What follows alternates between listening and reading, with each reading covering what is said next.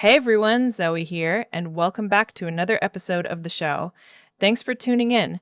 Today we are talking about something that sounds almost radical, but honestly, it is already happening. We are going to explore the question, are traditional apps dying? And if so, what comes next? Now, before we jump in, let me give you a quick taste of what is coming up. We will start by looking at why the way we use apps today is actually kind of broken. Then we are going to talk about something called intent-based computing, which is a fancy term for software that understands what you want before you even start clicking around. I will also share some of the biggest announcements from the last few days from companies like Google, Samsung, Meta, and Oracle. And we will wrap up by talking about what all of this means for you, whether you are just a regular smartphone user or someone who runs a business. So let us get into it. Open your phone right now and take a look at your home screen. Go on, imagine it. How many apps do you see? 10, 30, 100? And how many of those do you actually open on a daily basis? Maybe 5 or 6. But here is the thing. Modern life has forced us into this pattern where we are constantly switching between apps just to get one thing done. Think about planning a simple dinner with friends. You open your calendar to check a date. Then you switch to WhatsApp to message your friends. Then you jump to Yelp to find a restaurant. Then you open OpenTable to book it. Then you go to Uber to schedule a ride. That is 5 different apps for one night out. You are basically acting as the human bridge that carries data from one silo to another. And that, my friends, is what experts now call app fatigue. And this is exactly where artificial intelligence comes in. Because for the first time in the history of computing, we have technology that does not just display information, but actually understands what you want to do and can do it for you.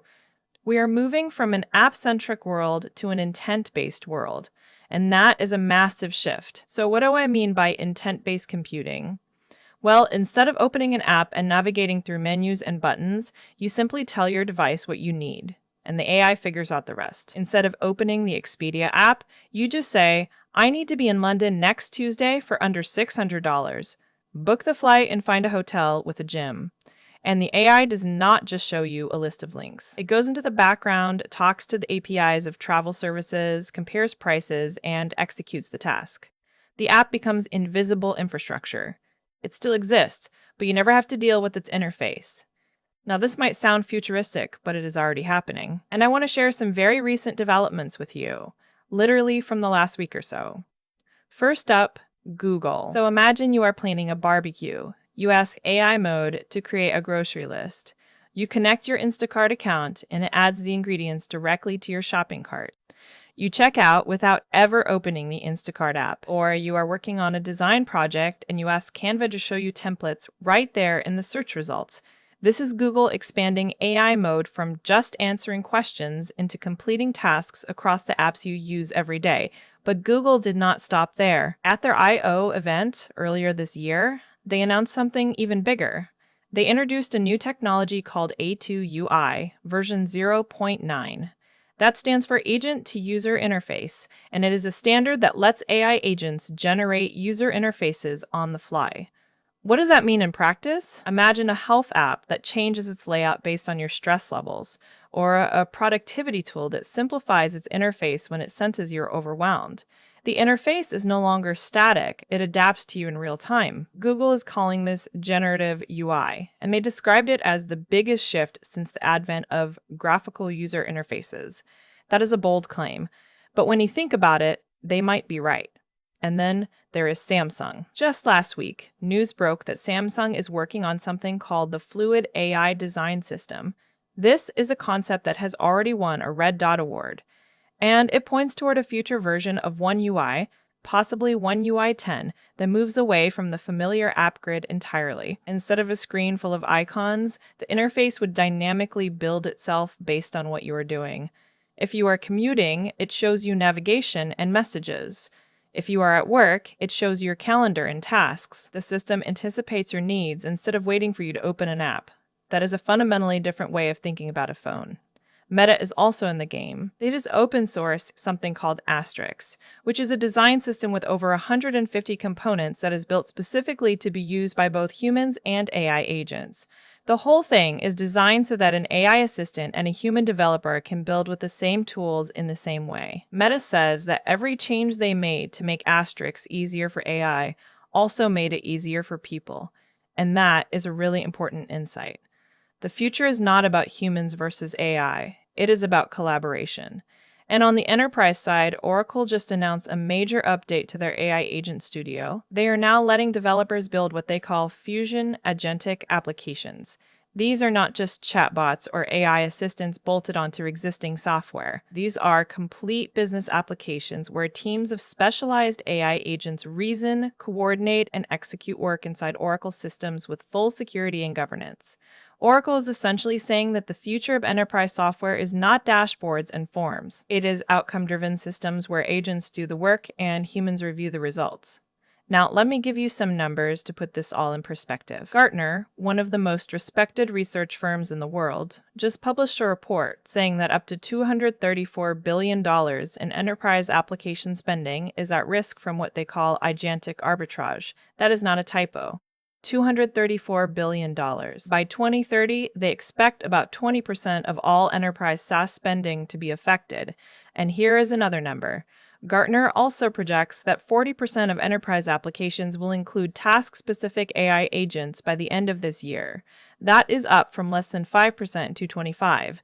The ramp is incredibly steep. And according to PwC, organizations that adopt agentic AI are reporting up to 70% cost reduction compared to equivalent SaaS spend. But an AI agent that automates a whole workflow keeps paying off as you scale because its cost is roughly flat. The economics are radically different. So let us talk about what is actually driving this shift. There are really four key things happening at the same time. First, the user is becoming an agent. Instead of a human clicking through screens, the primary consumer of software is increasingly an AI that can call APIs directly. Second, the interface is becoming an API. Graphical interfaces exist because humans need to see things, but agents do not need to see. They need to call. So software is being rebuilt for machine-to-machine interaction. Third, the pricing model is changing. Instead of paying per seat, we are moving toward usage-based and outcome-based pricing. And fourth, the budget is moving. When software sold seats, it came out of the IT budget. But when software does the work, it competes for the labor budget, which is vastly larger. Foundation Capital estimates the opportunity for what they call service as software at around $4.6 trillion. Compare that to the global SaaS market of roughly $200 billion, and you start to see why investors are so excited. But let us be real for a second. This transition is not going to be smooth, and there are real challenges we need to talk about. The biggest one is trust and privacy. To let an AI manage your life, you have to give it access to a lot of personal data. Your emails, your calendar, your location, your financial information. Do we really want one system managed by one company to know everything about us? And what happens when an AI makes a mistake? We have all seen AI hallucinate. If an AI books a non-refundable flight to the wrong city because it misunderstood a prompt, who is responsible? These are not just technical questions, they are legal and ethical questions that we are only beginning to grapple with. The second challenge is reliability. An agent that runs in the background across multiple systems can fail in ways that are hard to predict. And when something goes wrong, there is no simple undo. You cannot just press Ctrl-Z when an agent has booked a flight, charged a credit card, sent an email, and updated a calendar. The blast radius of a single mistake is much larger. Another issue is what I would call the homogenization risk. If everyone interacts with software through an AI agent, and if those agents all work the same way, we might lose the unique brand experiences that make products special. For creators and designers, that is a real concern. And then there's the question of what happens to the advertising model. If an AI agent books a flight on your behalf, who sees the banner ads on the travel site? If the user never visits the front end because an agent fetched the raw data, then ad inventory becomes worthless. The entire digital advertising model, which is based on eyeballs and time spent in apps, is about to be turned upside down. So how should we think about this as regular people? Let me give you a practical framework. For everyday users, the change will be gradual. You will not wake up one morning to find your app grid gone. Instead, you will notice that your phone starts to feel smarter. Maybe Google Search starts completing tasks for you instead of just showing links. Maybe your Samsung phone starts showing you relevant information before you even ask. Maybe you find yourself opening fewer apps because your AI assistant is handling things in the background. The best interface, as one designer put it, is the one you do not have to learn, the one that simply understands. For business owners, the message is different. The companies that win in the next few years will be the ones that start preparing now. That does not mean you need to rip out all your software tomorrow, but you should start auditing your tools. Look at every SaaS subscription you have and ask yourself, what is the actual workflow this tool supports? Could an agent do this? Start with the simplest, most repetitive tasks: customer support triage, data entry, weekly reporting. Run an AI agent in parallel with your existing tool for 30 days. Measure the results honestly, and then scale from there. And if you are a developer or a product builder, the message is even more urgent. The honest, uncomfortable question you need to ask yourself is this: are you designing for a world where users navigate, or for a world where agents act? Because if you are still optimizing navigation menus and onboarding flows without thinking about how an AI agent will interact with your service, you are designing for the past.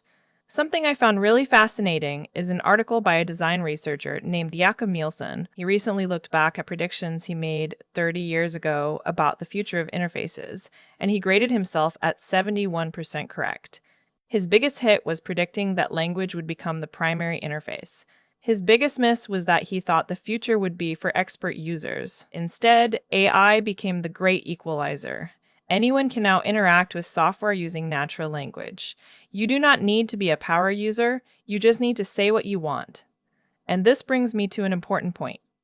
We are not losing functionality. We are gaining simplicity. The end of apps does not mean the services we love will disappear.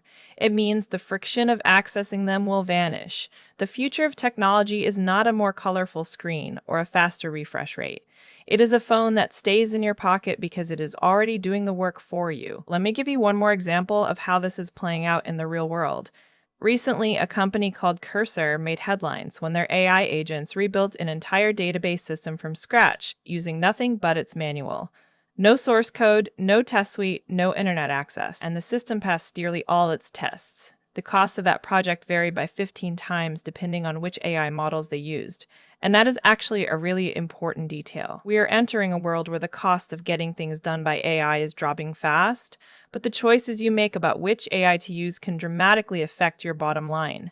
And this is why big companies like Oracle are betting so heavily on agentic applications. They are not just adding AI features to their existing software, they are rebuilding their entire platform so that AI agents are the primary way work gets done. Oracle's new Builder experience lets you create complete agentic applications where specialized agents handle specific tasks and report back to a human for review and approval. The governance features are built in from the start. Audit trails, human checkpoints, policy enforcement, because for enterprise software, trust and control are non-negotiable. Now I want to talk about something that really struck me from a report by JP Morgan. They described the future as a single AI-native environment that collapses every workflow into one continuously personalized stream. Users will stop navigating between tools or tabs and start inhabiting intelligent interfaces that anticipate, execute, and transact across every aspect of work and life. That is a powerful vision. But it also raises the question, are we ready for that level of integration? The answer is probably not yet, but the direction is clear. Every major technology company is racing toward the same destination. Google is embedding AI into search. Microsoft is putting Copilot everywhere. Apple is building intelligence into the operating system. Meta is designing for agent-ready interfaces. Samsung is rethinking the phone from the ground up. And Oracle is transforming enterprise software. So what does this mean for you? But over the next few years, you will find yourself using them less and less. Instead of opening apps, you will state your intent and let AI handle the execution. The interface will shift from being a place where you work to a place where you review and approve work that has already been done. Second, the companies that thrive in this new world will be the ones that focus on context and trust. As one analyst put it, AI alone is a commodity. AI plus context is a product, and AI plus context plus action is a moat. The systems that know you best and that you trust the most will become indispensable. And third, This shift presents an enormous opportunity. For users, it means less friction and more time. For businesses, it means the chance to reduce costs and increase efficiency. And for builders and creators, it means rethinking what software can be. The interface is no longer the product, the outcome is. Before I wrap up, I want to acknowledge that this transition is not without its growing pains. There will be mistakes, there will be privacy concerns, there will be economic disruption. But the genie is out of the bottle. The technology is here, it is improving fast, and it is changing the fundamental relationship between humans and computers. So here's what I want you to do. Pay attention to how you interact with your phone and your computer this week. Notice how many times you switch between apps to accomplish a single task. And ask yourself, could an AI do this for me? Because the answer, more and more, is yes. We covered a lot of ground, from Google's AI mode to Samsung's Fluid AI, from Gartner's $234 billion warning to Oracle's Agentic Applications. The theme running through all of it is the same. We are moving from a world where you operate software to a world where you delegate to software. And in my opinion, that is a very good thing. Thank you so much for listening. If you enjoyed this episode, I would really appreciate it if you subscribe to the podcast and maybe leave a review. It helps other people find the show, and if you have thoughts on this topic, I would love to hear them. Reach out, let me know what you think. Are you excited about the end of apps, or does the idea make you nervous? Either way, I would love to hear your perspective. Until next time, stay curious, stay smart, and let the machines do the boring stuff. This is Zoe, signing off.